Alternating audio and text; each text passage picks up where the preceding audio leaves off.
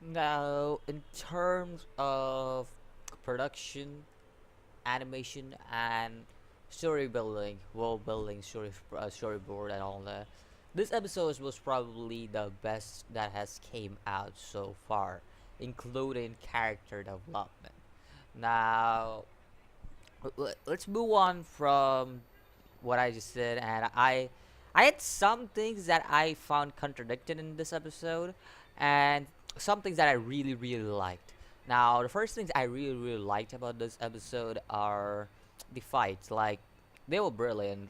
The first fight between uh Denki, Madeline, and Iwabi against just one Gara's son, and they just pretty much like he pretty much bodies them. That was a cool fight, and then we also see that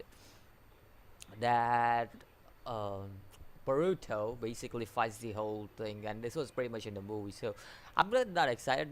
I was not excited with this fight, but anime onlys will be, because the reason I say they will be for excited for this all these all fights, because the intense atmosphere, I get that sense. It wasn't as intense as the OG Naruto's atmosphere. The OG Naruto's atmosphere is pretty damn intense when it comes to Chunin exam arc, because when you see at the Chunin exam arc of the OG Naruto, you see Sasuke, you see Naruto, you see.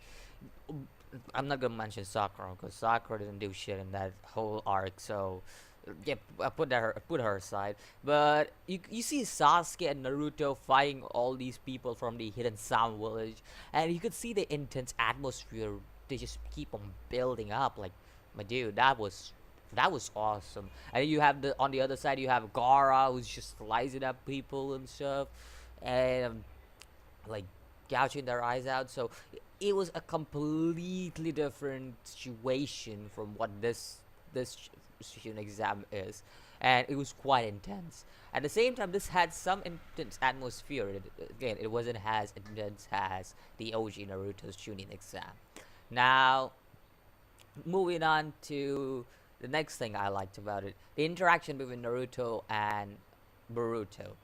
Well, with that interaction, I would say I would give it a 8 out of 10 when it comes to that interaction, because it was awesome. Like, that interaction was awkward. At the same time, it also showed the importance that Boruto holds for Naruto. At the same time, Boruto also got acknowledged by Naruto, but falsely, because he did not get acknowledged for what he had done, but instead what the gadget for him had done. So basically, in a way, he got acknowledged, but not not like completely acknowledged. Like, yo, I did something right and I got acknowledged. No, it wasn't that kind of thing. It was like falsely acknowledged, basically. Now, things I found contradicting in this episode. Now, I know one of the things that I'm gonna say is quite a nitpicky thing, and basically you'll be like, oh, you don't need to do that, and it's just for plot and story building. I know, but Sasuke says something interesting. Sasuke says that Naruto can create over 1,000 clones. But my dude, this guy gets tired just by creating few clones, like not even thousand, like there are very few clones that he creates. He gets tired by creating these few clones, and he can't even get to the house like full fresh, even though he can create 1,000 clones. Like, that's kind of contradicting, don't you think? Like, it's kind of contradicting. Like, it just is like you can create 1,000 clones, but you can't have one of the clones full of energy go to the house. like like you could all one of the clones can always be there for you, or you can be there and the clones can work for you. Like, dude, that's very simple. And I know that the clones knowledge get bad. Like, their knowledge just like downgrades every time a new clone is created. I know that. Like, each clone the clone you create first has like half of your knowledge. The clone you create second has the half of the knowledge of the second clone, and of the first clone that you created, and the next clone you create, the third clone you create has the half knowledge of the second clone. So that's basically how it goes. Like, that's how the clone jutsu works. But in a way, Naruto has has a nine tail. He's a Jinchuriki after all. So he shouldn't have problems by like he shouldn't feel tired of creating clones. Now, there could be a completely different reason for why he could be tired and like he works a lot and all that. But in a way, the amount of chakra he has, I don't feel like he would get that tired with the amount of chakra he has. Like I just don't feel like he would get that tired. Because again, remember, Naruto has mass amount of chakra. He like sliced the moon like it's his raw chakra just slices a moon in half. So in a way Naruto's chakra is a lot. Even though it's not a lot compared to a lot of universes like DC, Marvel, and a lot of anime universes that have like universal busters and all that. But it's still a lot even if you have like a moon level character who like basically split a full moon in a half. So still I would say that he has a lot of chakra. Now, given if they give us had given a different explanation, I would have not picked on it, but I just wanted to point it out because I found it funny because of what Sasuke said. Now, next thing, okay, here's another thing I found contradicting in this episode, and this is from the last week. Sumir, we all know how last week I praised for this character. I really did. I praised this character a lot because she was utilizing what she was in the first arc, because you could see her mind, like her character being utilized just like she was being utilized in the first arc, like all these techniques, all these plannings, and all this intelligence. Like she was being well utilized, and I was like, I just hope that they don't side trash her to give other character development. That's basically what happened. Like she got side trashed to give this the other characters development. And I know like yo, you got Boruto's rival against her, but at least make it like a reasonable explanation. Like make it reasonable why she would like lose, not like because oh you know what, my friend is in trouble, and that's the reason why the this person got under my nose and picked up my flag. I didn't like that. I actually didn't like that part of this episode. I was like, really, my dude? Out of all the things you could have done, that's what you do?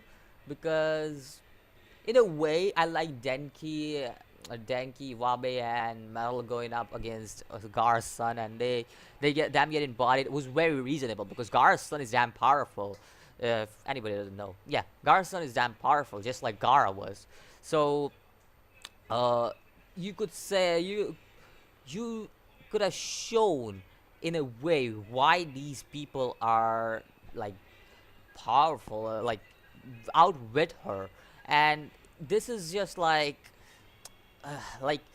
she got pulled back because of her friend. That's basically what happened. This is where I really don't like where what happens with characters in Naruto, and not only Boruto but also Naruto, because in Naruto, if you remember Naruto, the only people that got shine, I'm not talking about the OG Naruto, because OG Naruto gave all these characters they introduced, they gave shine except for certain characters like Sakura, Ino, and Hinata, and all these like female characters weren't given that much shine. But you could see all these interesting characters who didn't care at the start of the series. All of a sudden, we care for Rock Lee, we care for uh, what's his name, Neji and Choji.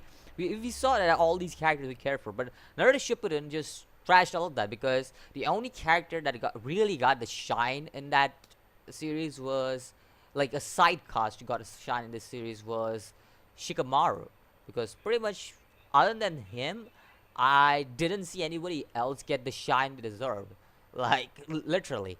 And same goes with Boruto. Like the only time I have not even seen any character get shine so far. Like nobody gets the spotlight except for Boruto, Mitsuki, or Sarada. It's always these three who get the spotlight in a way. I'm not talking about current arc. I'm talking about in general. Like since the start of Boruto, the only people that have been getting shine are these certain individuals. And you would say that Sumir got her shine in the first arc, but dude, come on, do you expect me to believe that that was all she was there for, like being a villain, and not something like something in depth? Because it would be quite important to see that like that's my main problem just with this whole series. Like the side characters don't get shine, and that's a problem with a lot of animes because the side characters basically are trashed. And some animes do a good job at utilizing the side characters. For example, Hunter x Hunter, and, and like it just feels very unnatural to throw a side character aside. At least give them some spotlight. Like again, I said like Denki and Iwabe and Metal got the shine against Gar's son. Like they kind of got the spotlight because even though they were defeated, they still kind of like showcased what they were capable of, and they still kind of didn't have that willpower to defeat like defeat this sort of individual. Like they kept it going and kept it going, and they were outwitted. So in a way, that was like, okay, this man is somebody you cannot mess with because these guys, they're strong enough, but they're not strong yet. So it kind of also implicated that. So in a way, they gave spotlight to these characters, but you just trashed the other squad just because they were like, yeah, let's hold them back because our friend is trapped. That's basically what happened. Anyways, let me know what do you think about this episode in general. Let me know what you think about the thing that they could submit. Do you think so? Just like me, like the characters just like thrown aside after the last week's like intelligence and stuff she showed up, or do you think that they did the right thing by throwing the character aside? Let me also know what you think about Boruto and Naruto's interaction. Was it better than the movie or anime only? What do you think about that? So I'll see you in the next video. As always, peace.